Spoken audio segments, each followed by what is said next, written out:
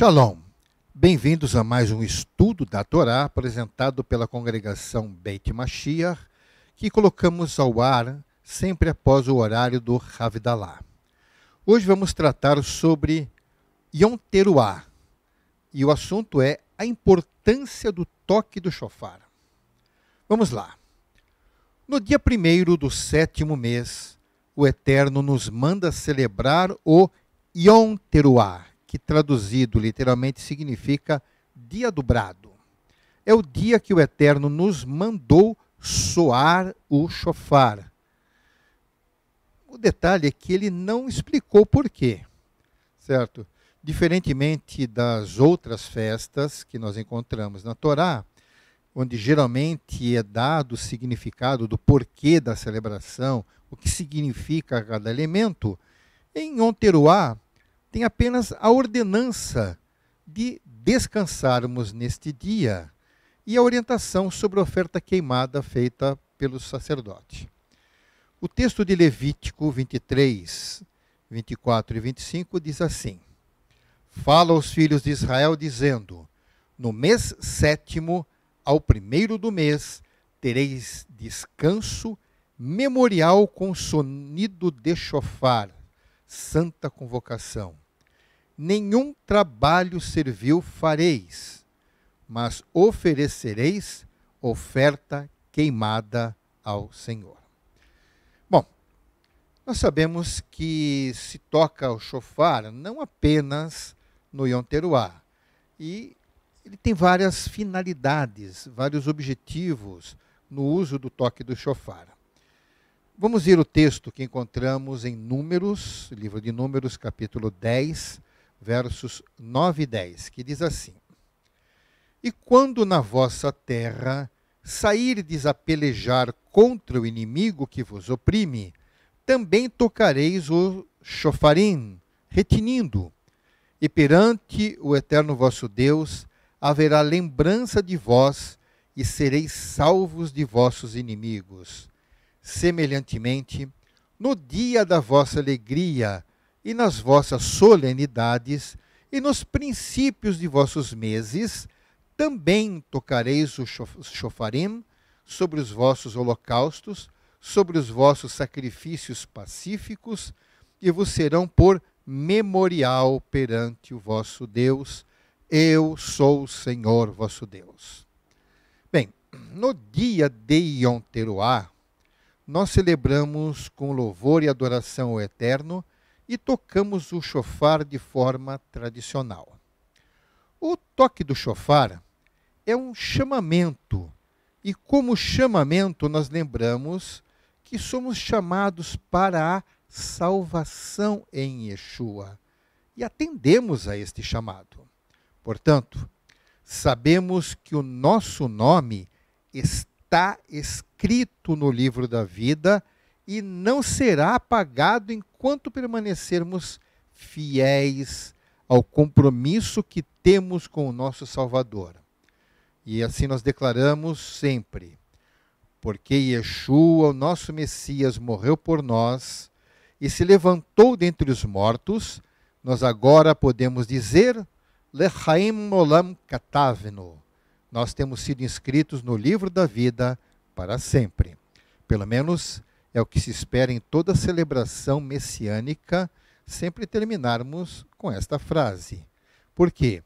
Porque nós não dependemos desta data para que o nosso nome seja inscrito no livro da vida.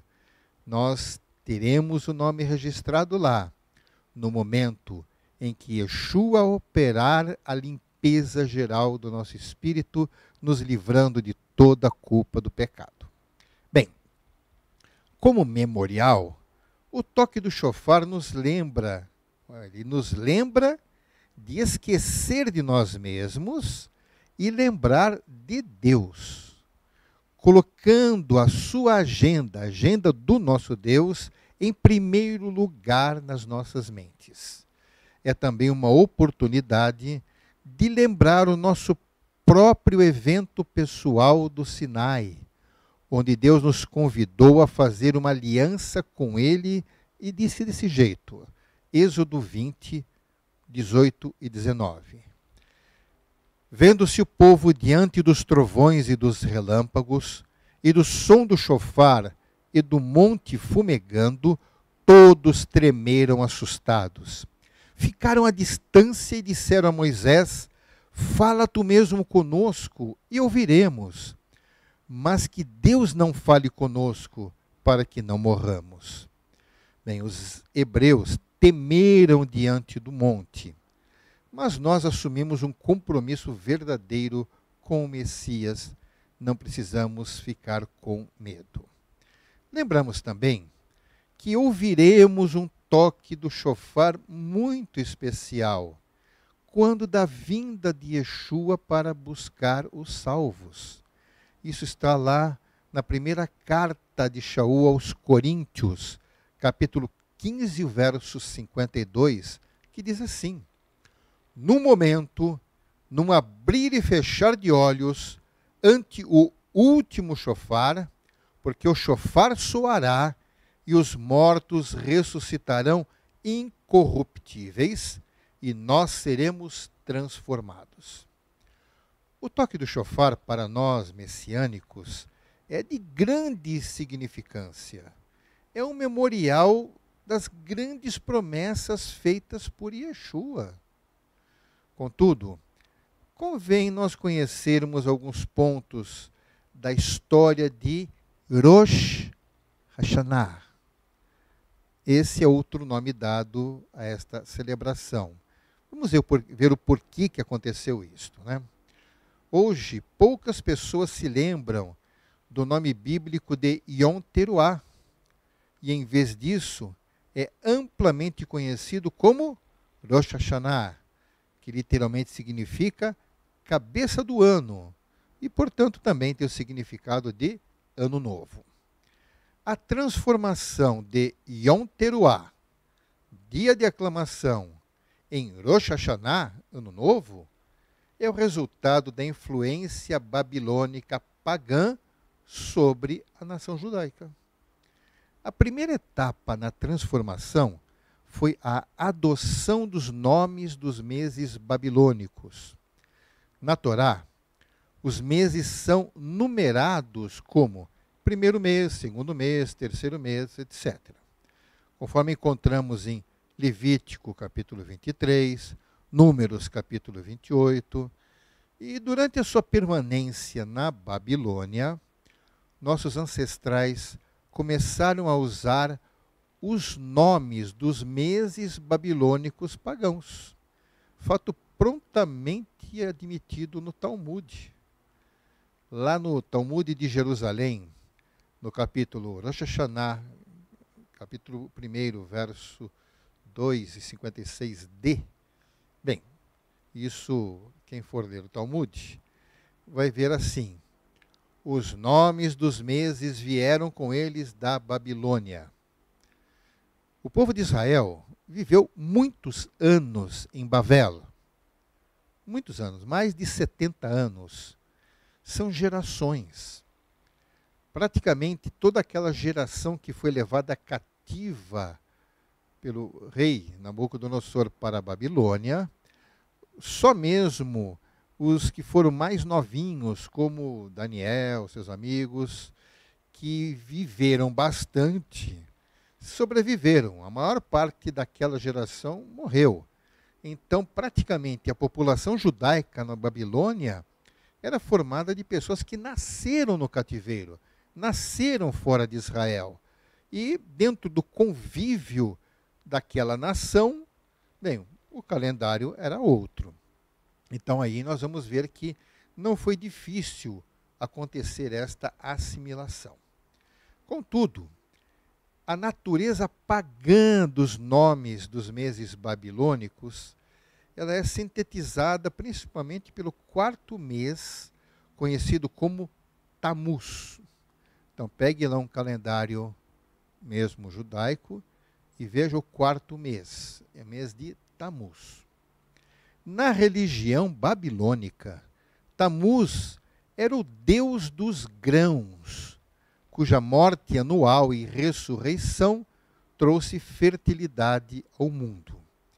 No livro de Ezequiel, o profeta descreveu uma viagem que ele fez a Jerusalém, na qual viu as mulheres judias sentando no templo, olha, em Jerusalém, chorando por Tamuz. Isso está em Ezequiel, capítulo 8, verso 14. A razão pela qual eles estavam chorando por Tamuz é que, segundo a mitologia babilônica, Tamuz foi morto, mas ainda não tinha sido ressuscitado. Então, isso era um costume babilônico. Na antiga Babilônia, o tempo para chorar por Tamuz foi o início do verão, quando as chuvas cessam e toda a vegetação verde do Oriente Médio é queimado pelo sol. Aquele sol implacável. Porque esse dia do quarto mês do calendário rabínico é conhecido como o mês de Tamuz, e ainda é um tempo para chorar e prantear. Bem, isso está registrado, está lá, faz parte. Alguns dos nomes dos meses babilônicos encontraram seu caminho para os livros do Tanar, mas sempre aparecem ao lado dos nomes dos meses da Torá. Por exemplo, lá em Ester 3, verso 7, diz: no primeiro mês, que é o mês de Nissan, no ano do 10º do rei Assuero. Então, a forma bíblica, primeiro mês. E o nome babilônico, Nissan. Então, é conhecido assim.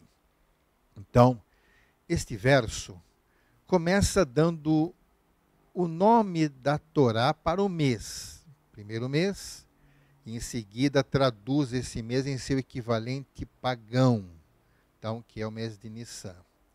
Na época de Ester, todos os judeus viviam dentro das fronteiras do Império Persa. E os persas haviam adotado o calendário babilônico para a administração civil do seu reino. Primeiramente, os judeus usaram esses nomes dos meses babilônicos ao lado dos nomes dos meses da Torá. Só que, com o tempo, os nomes dos meses da Torá caíram em desuso, ficando apenas os nomes babilônicos. Os antigos rabinos foram influenciados pela religião babilônica pagã. Apesar de muitos judeus terem voltado para a Judéia quando o exílio terminou oficialmente no ano 516 antes da Era Comum, os antepassados dos rabinos ficaram para trás na Babilônia, onde o judaísmo rabínico gradualmente tomou forma. Isso, vamos imaginar, desde 516 anos antes de Yeshua, ficaram lá, e depois de Yeshua, a ponto de que muitos séculos ainda para frente, sabemos que o mais respeitado do Talmud babilônico é mais aceito do que o próprio Talmud de Jerusalém. Então, muitos eruditos judeus ficaram na Babilônia e, querendo ou não, sofreram influências, certo? Então, é importante sabermos que isso acontece. Muitos dos primeiros rabinos conhecidos como Hillel I nasceram e foram educados na Babilônia. Na verdade, a Babilônia permaneceu no coração do judaísmo rabínico até a queda do Gaonato no século XI da Era Comum. Certo? Eu não vou entrar em detalhes sobre isso, mas qualquer um poderá pesquisar melhor. O Talmud babilônico, ele abunda com as influências do paganismo babilônico. Na verdade, até mesmo divindades pagãs aparecem no Talmud, reciclados como anjos judeus e demônios. Um campo de influência religiosa babilônica era na observância do Yom Teruah como celebração de Ano Novo. Desde tempos muito antigos, os babilônios tinham o calendário deles era o luno-solar. muito parecido com o calendário bíblico. O resultado foi que Yom Teruá caiu no mesmo dia do Festival de Ano Novo Babilônico, que é o Festival de Aquito. O Aquito caiu no primeiro dia de Tishrei, que coincidiu com Yom Teruá no primeiro dia do mês sétimo.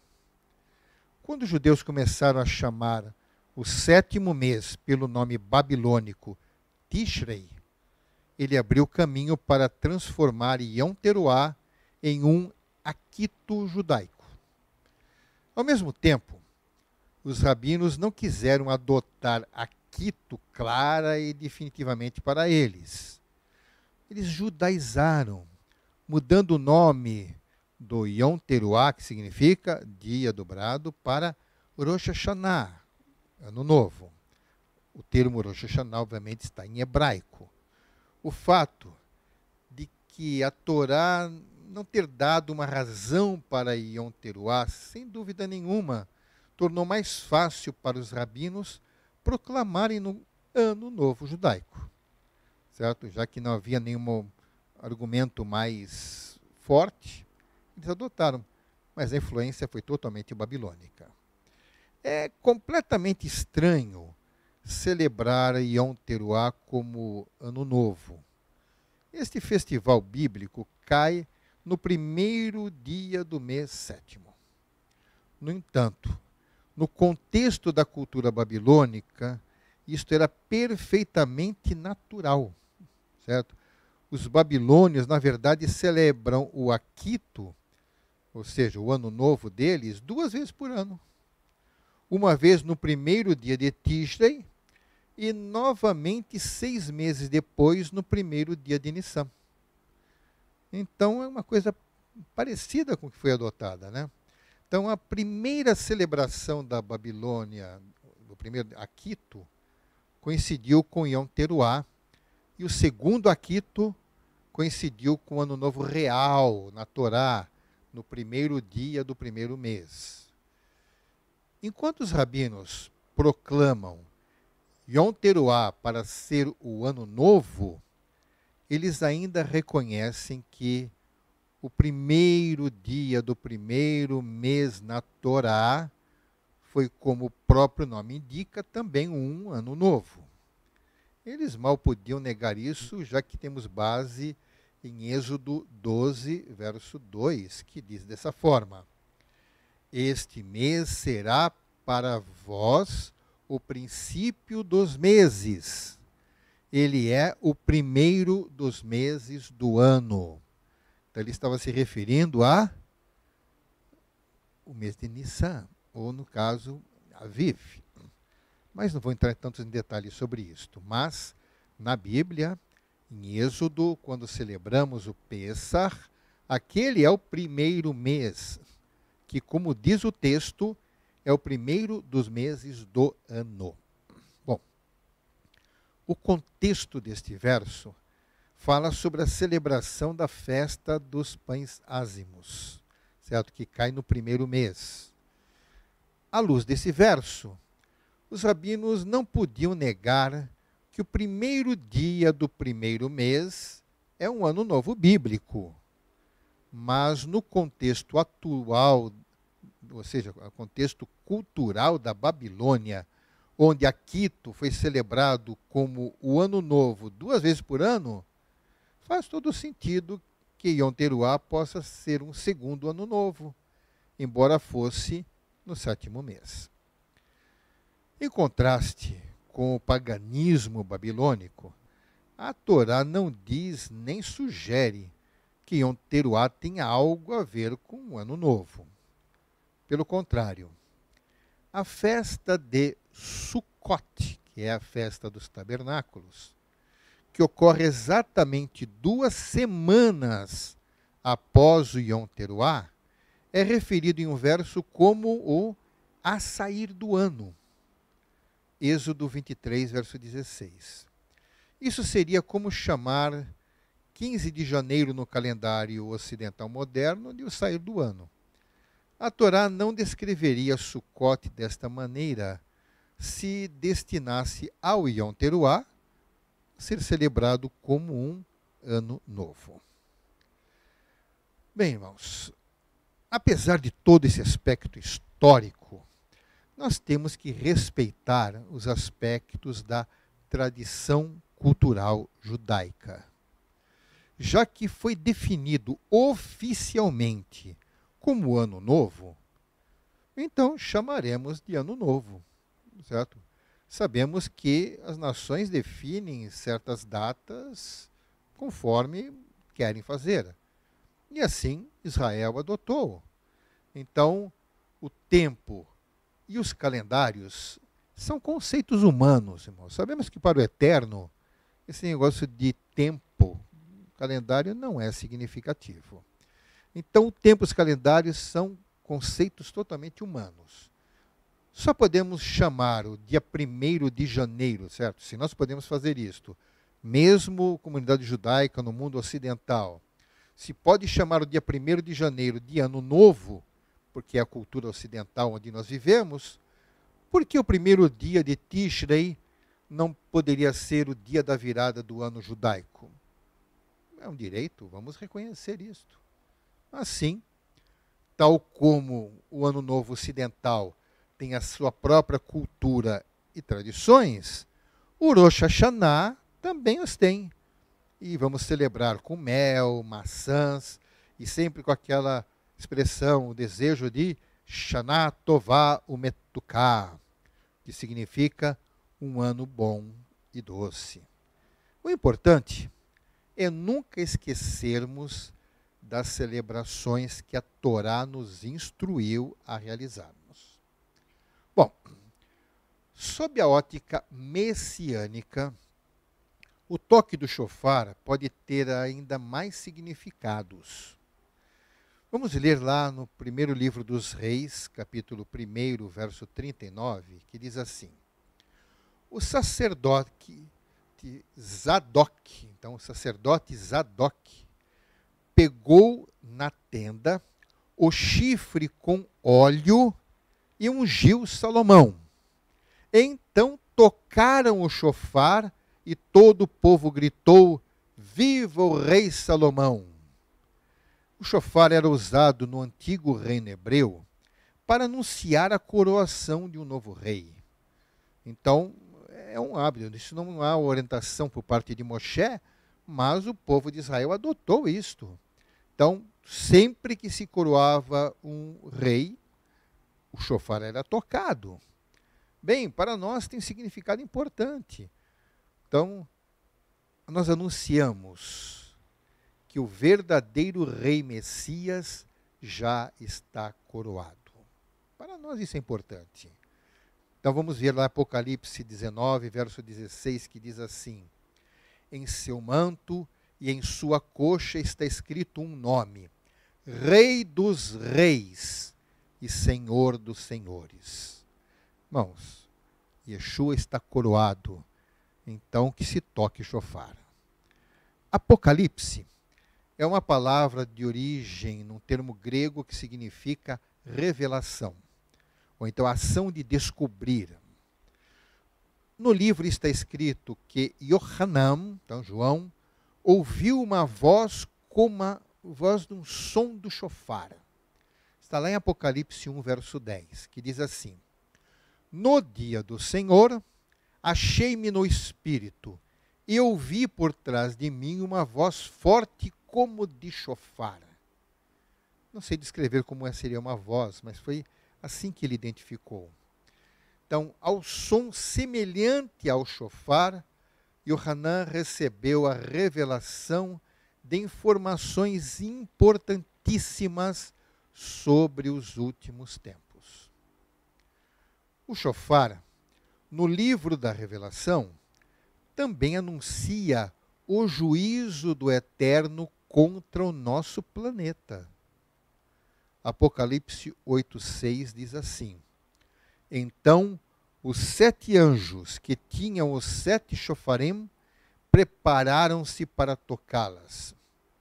Então assim, cada um que tocava, é só ler na sequência, ele fazia com que uma catástrofe ocorresse na Terra. Então, o chofar anunciando calamidades para o nosso planeta.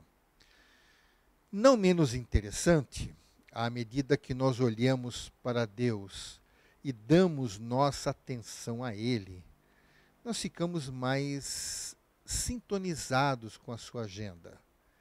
Deus tem propósitos e planos que Ele está realizando em nossos dias, irmãos.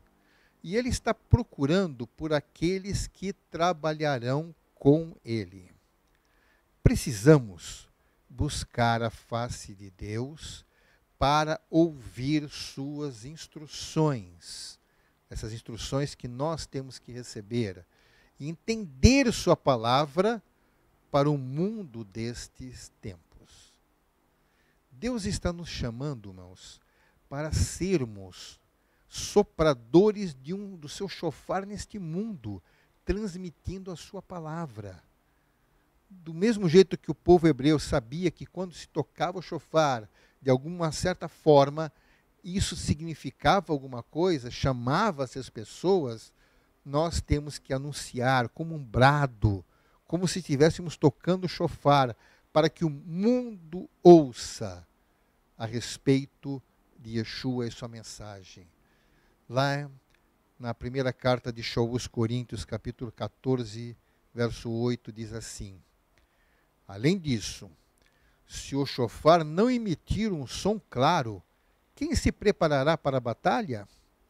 Então precisamos saber tocar o chofar, conhecer a palavra de Deus. Se não conhecermos a palavra de Deus, é como um chofar mal tocado, em que não se entende o que significa o seu toque. Agora eu gostaria também de chamar a atenção para um detalhe que costuma passar despercebido. O texto onde o Eterno nos manda tocar o chofar, ele manda fazer mais uma coisa como parte do memorial. Em Levítico 23, 25, diz assim: não realizem trabalho algum, mas apresentem ao Senhor uma oferta preparada no fogo. Então não era só tocar o chofar. Então nesse dia, nós sabemos que o chofar é ouvido frequentemente. Nos tempos bíblicos, os sacerdotes apresentavam ao Eterno um sacrifício queimado no altar. Nesse caso, era uma apresentação de oferta como holocausto. Não havia, então, uma oferta de perdão dos pecados, mas era uma oferta de adoração. Um cordeiro ofertado da mesma maneira como Yeshua ofertou-se a si mesmo. Como é um memorial, vamos lembrar também desta oferta. Em Yeshua, ofertamos o nosso louvor e adoração. Ainda hoje, estamos tocando o chofar, mas haverá um dia em que nós vamos ouvir o toque do chofar pela última vez. Está lá em 1 aos Coríntios, capítulo 15, versos 51 e 52, diz assim: eis que eu lhes digo um mistério. Nem todos dormiremos, mas todos seremos transformados, num momento, num abrir e fechar de olhos, ao som do último chofar. Pois o chofar soará, os mortos ressuscitarão incorruptíveis e nós seremos transformados. Neste grande evento, será decretado então o último toque, o grande e derradeiro toque que tanto desejamos ouvir. Nunca mais precisaremos fazer um memorial, pois a vida com o nosso Deus dispensará qualquer recordação. Assim, nunca será sem sentido celebrarmos o que o Eterno nos ordena. Celebraremos Yom Teruah com alegria. E mesmo assim, desejo a todos Shana Tová Umetuká.